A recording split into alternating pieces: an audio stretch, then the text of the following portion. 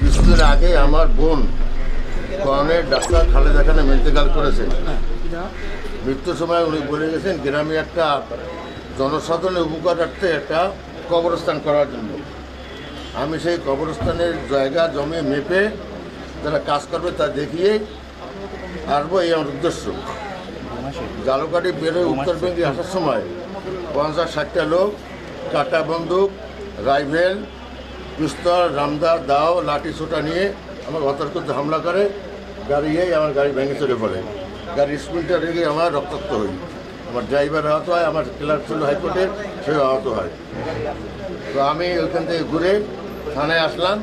থানায় আসে উদ্ধার করতে এরা বলে যে কালকে রাত্রে আমার নামে নাকি একটা কাঠাইলে মামলা হয়েছে, এই জন্য they are showing me as shown arrest. আমি এখন আপনাদের ইচ্ছায়, আল্লাহর দোয়ায়, আমাদের পুলিশের এফিসিয়েন্সি জোরে